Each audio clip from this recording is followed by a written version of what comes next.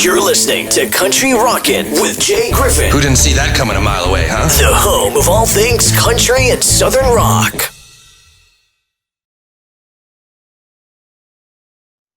Hi, I'd like to welcome to Country Rockin' the wonderful Emilia Quinn. How are you keeping? I'm good, thank you. How are you? Excellent. You're keeping very well, very well.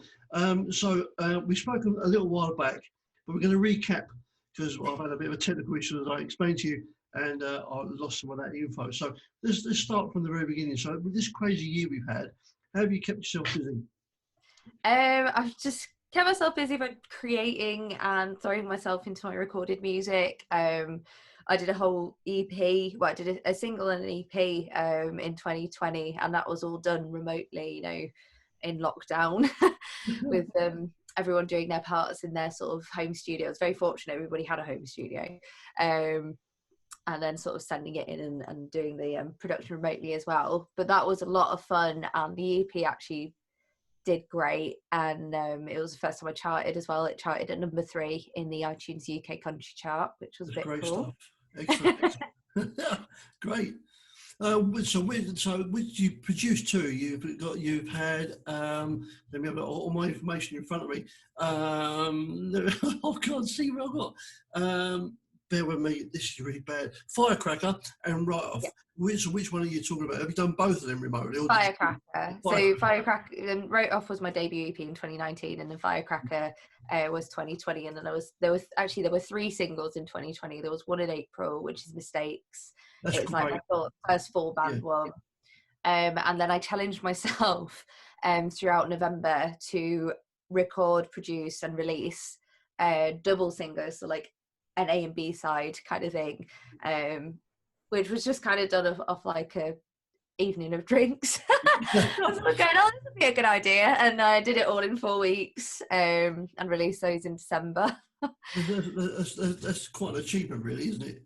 Yeah, it was stressful. I'm sure it was really good. It was really good, and I vlogged like the whole thing, so I was able to sort of share the whole process with everyone and show them how I did it and sort of what goes into releasing a single, the light version, because it was done in 4 weeks. That's great. Let's go back a bit. So do you come from a musical family? Where does your love for playing come from? When did it all start for you? My parents aren't musical themselves, but I do have musicians in my family, like my cousins and aunts and stuff like that. But I started playing piano when I was 6 years old, and that's just kind of carried on from there. I've never sort of not played music. I think there were 6 months where I just quit because I was under a lot of stress from my teacher at the time, but then finding another teacher who was a lot kinder and a lot more contemporary as well, that kind of brought the love for it back, and that's where I sort of started singing and songwriting a bit as well. Sure. So where did the love for country come from? Honestly, I think it's more because I connect with the genre. Lyrics and the stories that songs tell have always been like a big part of music to me. I like clever lyrics. I like listening to stories in song. And obviously country music is like the ultimate genre for that. And it's listening to that, isn't it? In general. Yeah. That's another reason I like country music. They tell stories. Yeah. They all tend to do it, don't they? All the writers within the country music genre. You're on a journey, which I think is really cool. Yeah, cool. Excellent. So with your writing, do you write with anybody else, or do you write specifically on your own?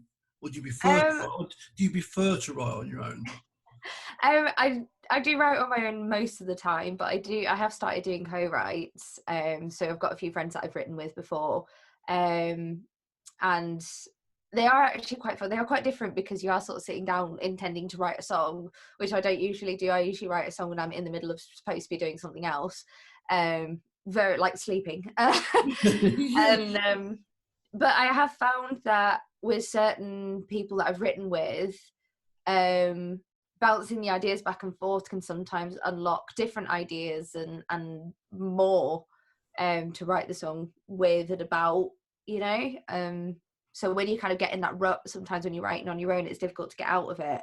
But then if you're in a co-write, you can sort of say, oh, I really don't know what goes next, and the other person can put in what goes next, and then that unlocks a new idea for you, and it's sort of that bouncing off process, that sort of yeah, vibing with each other. feeding off each other. Yeah. Yeah. Yeah, cool. So with your own writing, how does that process start for you? Is it Chaotically. does it come from a lyric or something you've seen, or is it a bit of everything? It sounds really pretentious, but it's just true. Like, it just kind of happens, and it's all a very big rush, and a lot of the time it's almost like a moment where I'm just like in a huge rush of something, and then when I come out of it, I'm out with a song and I don't really remember how it happened. Generally I sort of start with like maybe a line or a melody or something that sort of come at the same time. Generally when I sort of come out with a line or a lyric, I put a melody to it straight away. I find it easier to write like that. And then it will just kind of snowball from there. When I try and force a song out, I never go back to it. I don't like it. But I might go back to the initial idea and work on something else with it when the time is right and when it sort of flows a little bit more naturally. I'm very bad at sitting down and saying, okay, I'm doing a writing day today and I'm going to write about this and I'm going to use these lyrics. I don't write like that. I'm more sort of a natural flow writer. So spontaneous, you would say? Yeah, driving, sleeping, washing up. Yeah. So are you one of these kind of people that probably got 2 or 3 songs on the go because I've gone that far with that one for a bit, I'll move on to this one. I don't even do that. Generally, I don't go back to songs unless I write them there in the moment. And really? That's probably really bad. I've probably got a lot of abandoned ideas that could be really good. Absolutely. You probably got occasionally I do. Around. Occasionally I pick an old one back up. But generally I find the ones that I like and that I connect with the most are the ones that just happen all at the same time, and then I'll go back and workshop them. But if I haven't written the full song in one sitting, then I kind of lose steam with it and I don't enjoy the idea anymore, because that's when it becomes a bit forced. Yeah, so chances are you're going to forget it if you haven't got that far. Yeah. All right, cool. Are you one of these people who've constantly got a pen and paper to take notes? Oh, there's a lyric. I'm going to write that down and use that. I voice note everything. I have the most embarrassing voice notes on my phone. I'm sure you do. Just whispered in the middle of the night, like. So that's great. Now, both your EPs are both very, very different in style, aren't they? Your first one, Right Off, was very more acoustic based, not a lot of other instruments going on with it. But the second one was more full band, like a heavier rock music. Was that a conscious decision for you? It's kind of the way the music flowed. When I wrote and recorded Right Off, I just left a blues rock band that I'd been in, and I was kind of finding myself and my sound on my feet. And it was also a point of time where my family was going through some not very nice stuff. My parents were separating, so it was a lot of those sort of I was very in myself, and quite introverted, and sort of looking at my feelings and looking at what was going on with my family. And spending more time with my own thoughts, and I think that can be sort of calming at times, and I think that's probably why the songs are relatively chilled out, because it was a lot of reflection going on, and all 3 songs were written back to back as well. So literally in my lyric book, they're one after the other, and they just kind of flowed in that way, and they settled well together. There was supposed to be another song on that EP, but it ended up not going on there, and waiting, and it's one of the songs on the Firecracker EP, so giving it that time to sort of workshop and let it sort of settle a bit. So where do you prefer to sit now? Do you prefer to work with a full band now, or do you still prefer to work on your own? I quite like working with a full band, because you get to do more, you get to add more textures and layers. It is a lot of fun. Like with the Wrote Off EP, there are a lot of layers on it, but everything was done myself and with my producer. We just spent a summer in the studio working on this and layering up harmonies, various percussion instruments, the guitars, a bit of mandolin in there occasionally. But I do like working with a band. I haven't gone into the studio with a full band yet because we went into lockdown. Sure. But it is so exciting to send a song off, send like a scratch track off, and then get back, you know, the drums, and then suddenly it starts sounding a bit more exciting, and you know, there's a bit more rhythm to it, and then you get the bass back and it's got that extra layer, and then the guitars that brings new melodies into it, and that is so exciting to watch a song come together like that. And that's what happened with the next single that I'm going to be releasing as well. That was all done remotely as well, and I didn't write the other instruments. I just wrote the acoustic guitar and vocal, and I kind of just went, yeah, just run with it, play what you think will go. And wow, it's incredible what came back. Now, talking of that, let's talk about that. While we're here, because I spoke to you a few days ago. You had a great time to talk. You're just about to release a brand new single. So tell us about that. It's called Girls Talk, I believe. It's called Girl Talk, and it's being released on International Women's Day, which is the 8th of March. And this was a sort of a whole concept that came together relatively quickly. It was after a conversation that I had with some friends about experiences that we've had as women in and out of the music industry. And we were having this kind of girl talk, and there's that stereotype, you know, girl talk, oh, you gossip hungry and all that kind of stuff. And I thought, do you know what? And I actually said it to my friend. I said, I'm going to write a song called Girl Talk. And then the thought kind of went on from there, and I'm going to release it on International Women's Day, and I'm going to raise money for a charity for women in music with the song. And that's exactly what I'm doing. The only things that have changed since the initial idea was I was going to have about 3 or 4 singers on it. That turned into 20. 20, so you got all women, I presume. All women, the band are women, so we've got female drummer, female bassist, female guitarist, and all the singers are women as well, because girls can play. Absolutely. And they can play extremely well. And it was just to hit at a few different points, like the gender imbalance in the music industry, which there very much is. Statistics don't lie. And also that, you know, women are put into these stereotypes, as everyone has a stereotype, you know, everyone's put into a stereotype at one point or another, but they're quite nasty when it comes to women, and especially this sort of view of, oh, well, you're vain and you want to gossip all the time and you don't talk about, you know, substantial things. And it's not true. And then this sort of concept of women just know, like women know when stuff's going on, women know things, they have like a sixth sense, and we really don't. We just actually talk to each other. Yeah, it's called talking. Yeah, and like chances are, if you've been not very nice to a girl, then she's probably told her friends, and they now know that you're not very nice. Yeah, sure. So, who did you write the actual? Did you do this single as in one take? Did you write it in one sitting? This one, so I wrote the sort of whole format of the song in one, and I think I was asleep when I started writing it. Again, I was just losing sleep over this thing. And then it went through, I think, 3 rewrites. So this is the final version is like the 3rd version of it. Originally, it had an extra verse, but all the verses were rewritten in the first rewrite. Choruses stayed the same, just to put the concept a bit more eloquently. And then I cut a verse out because it ended up being really, really long.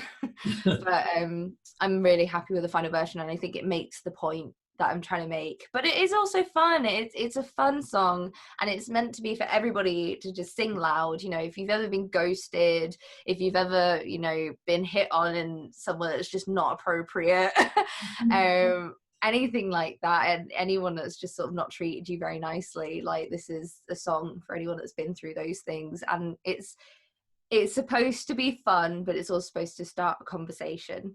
Sure.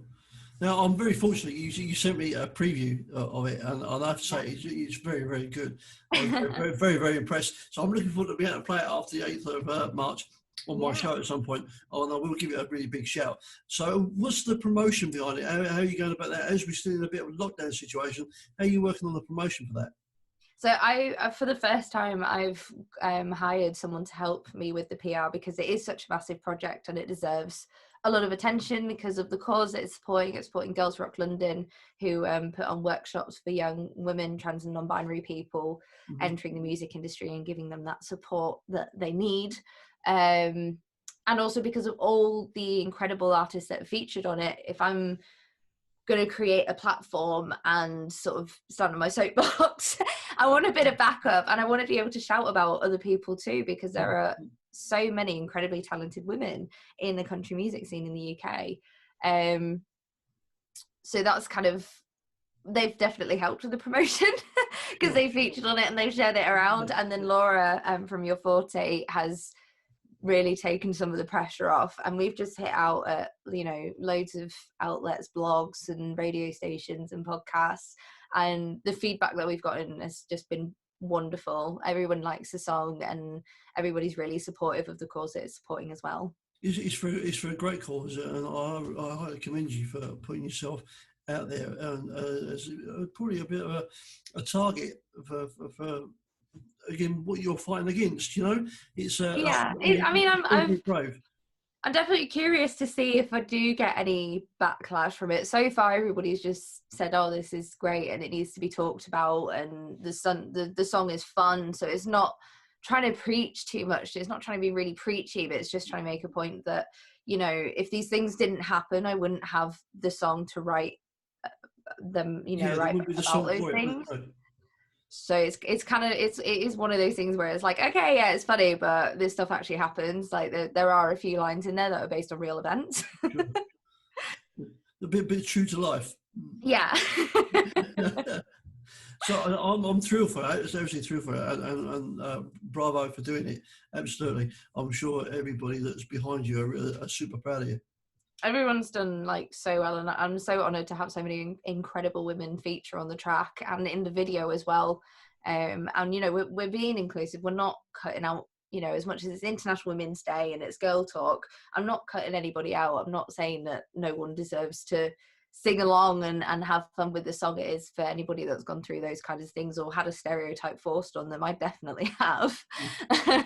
I mean, I did my bachelor's in audio recording, so I was one of 5 women on a course of 150. Well, majority of those were guys, I guess. Yeah. Yeah. That's tough. But again, it's you know, you got to go and do it. If that's what you want to do, you got to chase it. Exactly. We're here, and we deserve to be here just as much as anybody else does. And to be quite frank, gender doesn't have anything to do with skill and talent. No, exactly that. I totally agree. Emilia, it's been great to talk to you. Before we go, where can people find out about you and check you out and all that kind of stuff? Where can they go? They can go to emiliaquinnmusic.com. All my socials are listed on there, and there's some music if they want to check out some of the other stuff I've done. Or Emilia Quinn Music on Facebook and Instagram, and Emilia Q Music on Twitter. Excellent. One more big shout out for the charity you're doing it for. Who is it again, please?